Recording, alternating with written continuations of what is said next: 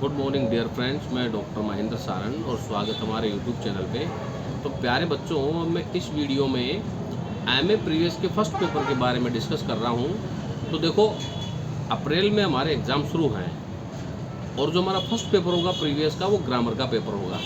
जैसे कि मैंने पिछले वीडियो में भी बताया था कि आपको जो पहला जो पेपर होगा वो बेसिक सेंटेंस, पहला जो प्रश्न आएगा वो बेसिक सेंटेंस पैटर्न का होगा। और बेसिक सेंटेंस पैटर्न और उसमें सिनोनिम्स, एंटोनिम्स, वो वन वर्ड आदि ये पूछे जाते हैं आपके ग्रामेटिकल चीज़ों को लेकर के। इसमें कंसेप्ट और नोशन भी आते हैं और इसमें डिपेंडेंट क्लोज और प्रिंसिपल क्लोज के क्वेश्चन भी आते हैं। लेकिन इसमें लॉन्ग क्वेश्चन आता है क्रिटिकल एप्रिसिएशन का और एक अनसीन पैसेज आएगा तुम्हारे। तो क्रिटिकल एप्रिसिएशन का जो क्वेश्चन होता है, उस क्वेश्चन को करने के लिए आपके एक अनसीन पोइट्री दी हुई रहती है।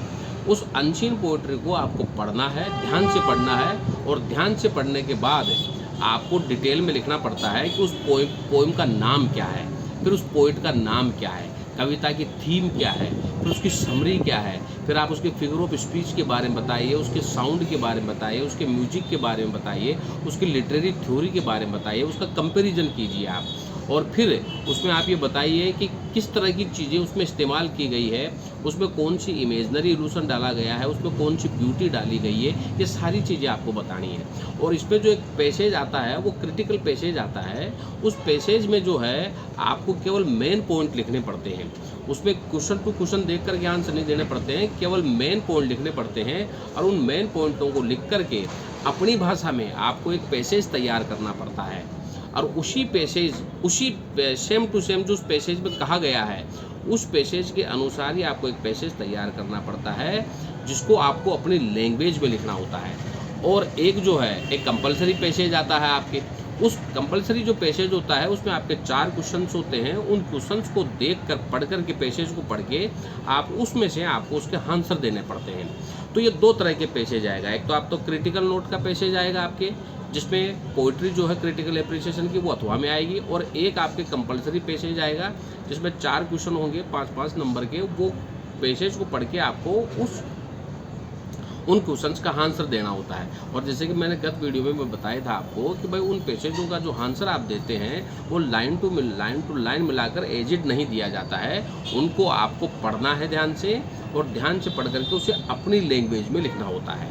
और फिर लास्ट में हमारे पास में 3 क्वेश्चन आते हैं। एक तो आता है हमारे प्राइमरी स्ट्रिस का आता है, एक आता है मोर्फोलॉजी का, एक आता है शॉर्ट नोट का।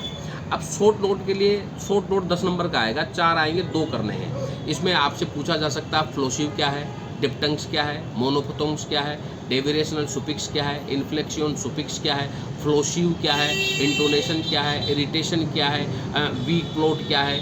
ये इस तरह की आपकी, ये जो मैंने आप बताया, जैसे फ्रिक्शन क्या है, और क्या नाम है, टोशंस क्या हैं, ये इस तरह के आपके क्वेश्चन पूछे जा सकते हैं जिसके शॉर्ट नोट लिखना होता है। और शॉर्ट नोट जब आप लिखते हैं ना तो उसको 60 से 80 वर्ड में लिखते हैं। और मोर्फोलॉजी का मतलब होता है कि जो रूट वर्ड है उसमें रूट वर्ड क्या है और रूट वर्ड के साथ में कौन सा उपसर्ग है और कौन सा प्रत्यय है। तो आपको वो जो शब्द दिया रहता है उस शब्द की मोर्फोलॉजी करनी पड़ती है, जिसमें उसके रूट वर्ड के साथ में आपको उसका प्रीफिक्स और उसका सफिक्स बताना पड़ता है। और उस प्रीफिक्स और सफिक्स से वह शब्द जो बना है वो नाउन बना है, एडवर्ब बना है, एडजेक्टिव बना है, ये लिखना होता है आपको।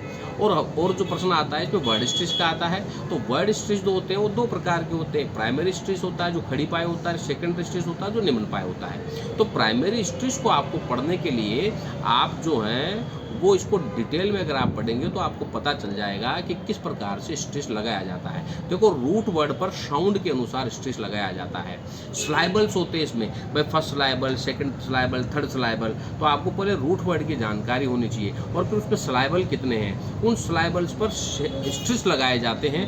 तो वो स्ट्रेस जो है वो क्लियर साउंड के ऊपर, जिस शब्द के ऊपर दबाव जाता है, क्लियर साउंड जाता है, और जो रूट वर्ड होता है उस पर हमेशा प्राइमरी स्ट्रेस लगता है। और सेकेंडरी स्ट्रेस जो उपसर्ग या प्रत्यय होते हैं जो उस रूट वर्ड के साथ में जुड़े हुए रहते हैं उसके साथ में सेकेंडरी स्ट्रेस लगता है। तो ये फर्स्ट पेपर को आपको इस तरह से करना होगा।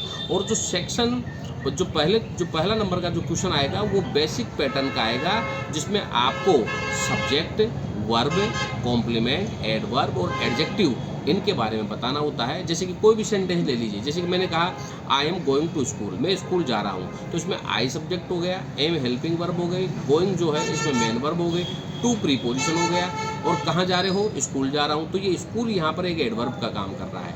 जैसे कि मैंने कहा आई बोट अ पेन येस्टरडे, मैंने गत दिन एक पेन खरीदा, तो यहाँ पर आई सब्जेक्ट हो गया, बोट मेन वर्ब की सेकंड फॉर्म हो गई, और मैंने क्या खरीदा, पेन खरीदा। तो पेन जो है, जो वाट व हुम का जवाब देता है वो ऑब्जेक्ट होता है। याद रखना, जो हु का जवाब देता है वो सब्जेक्ट होता है, और जो वाट व हुम का जवाब देता है वो ऑब्जेक्ट होता है। और येस्टरडे जो है यहाँ पर एडवर्ब का काम कर रहा है, एडवर्ब ऑफ टाइम का। तो अगर आपको बेसिक सेंटेंस पैटर्न को कंप्लीट करना है तो आपको सब्जेक्ट के बारे में, वर्ब के बारे में, और ऑब्जेक्ट के बारे में, कॉम्प्लीमेंट के बारे में, एजेंट के बारे में, एडवर्ब के बारे में, एडजेक्टिव के बारे में, और जो भी आपके कॉम्प्लीमेंट्स हैं, लिंकिंग वर्ब्स जो हैं उनके बारे में पढ़ना है। और इसमें आपके पूछा जा सकता है डायनेमिक वर्ब क्या है, स्टेटिव वर्ब क्या है, लिंकिंग वर्ब क्या है, रेगुलर वर्ब क्या है, इर्रेगुलर वर्ब क्या है। तो आप इनको ध्यान से पढ़िए।